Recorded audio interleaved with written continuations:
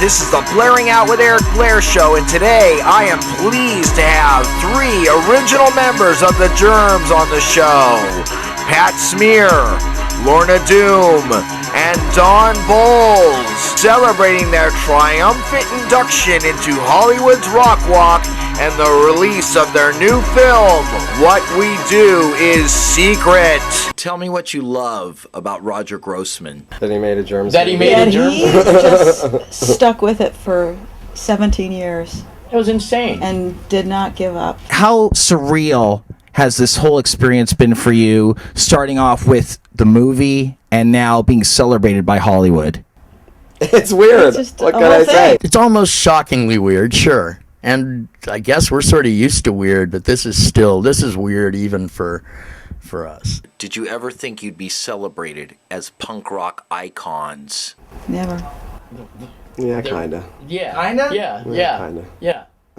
That's why we just did what we did instead of doing something that might have got us, say, played on the radio. The music was really an extension of your personalities at the time. Although you were a fan of Queen and David Bowie when you first started off, and you learned a lot of Yes stuff on your guitar, right? That's right. Yeah. So you were a big fan of progressive rock and glam. Totally. I was trying to play like them. It just didn't come out that way because I wasn't good enough. But I really was trying to play like all my favorite guitar players. I mean, what else can you do? At what point were you approached about the movie? 15 years ago? It's been that long. Yeah, I was interviewed by Brendan Mullen and Roger Grossman back when they spoke with each other, like in stuff other than like letters from their lawyers. You know what? It's been going on even longer than that because before Roger jumped into the movie, Allison Anders was started one up.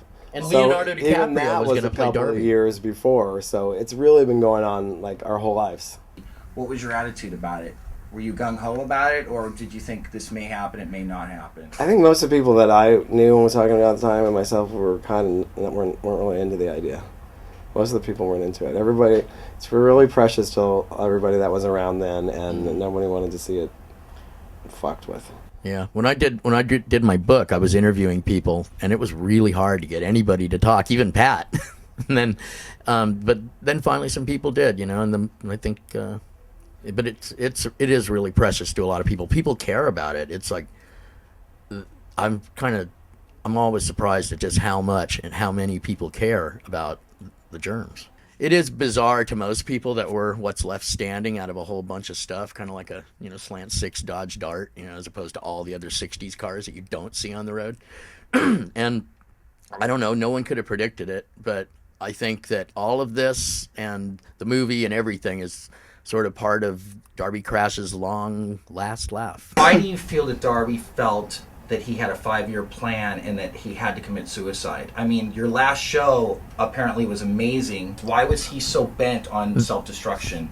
I just think his 5-year plan coincided with the fact that he was really fucked up and not happy, and so. And then he did he did drunk and then heroin, and those things made people serious. I mean, had he been happy, had a good happy life at the time, he probably would have laughed and said, "I was just fucking with you." He was a really funny guy So too. you It's think there ironic. was deep-seated emotional issues that actually led him to ultimately kill himself? There better have been. That plus it went with the plan, so it all works out well.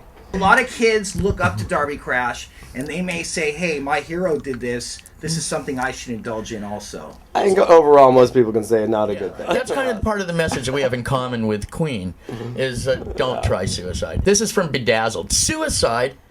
No, really, that's the last thing you should do. What do you think Darby would say right now if he was here about all of the success? Fuck. I think there'd be a sneer and a snicker. He'd say something funny. Oh yeah, he would say something so funny that none of us can think of it. At what point did Shane West come into the picture, and how comfortable did you feel about him singing for the Germs?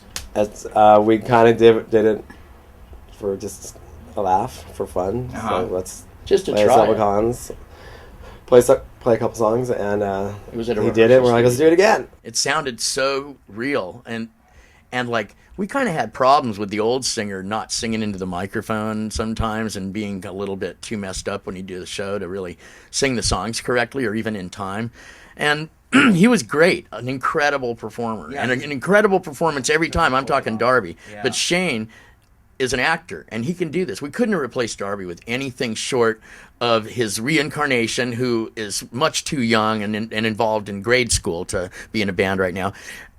We couldn't have replaced Darby with anything but perhaps an actor who can just focus on being that thing right now, right then, on the stage or in the movie. And man, he does an incredible job. That guy's a pretty good actor, I think. What has been the reaction from the fans? Because you just finished doing 4 dates or 5 days on the Warped Tour. Well, when we first started, a few years ago, they'd have to everyone had to haze. It was a haze sea Shane. of birds. It was like, yeah, you have to haze the new guy. Yeah. He always won him over.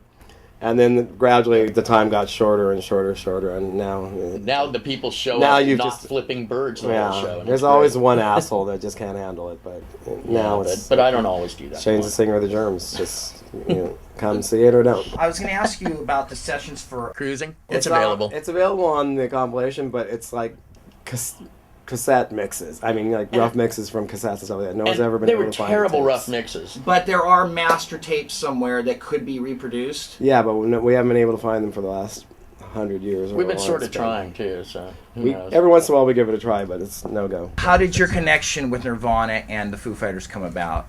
Because that is a huge thing. It's the Darby legacy.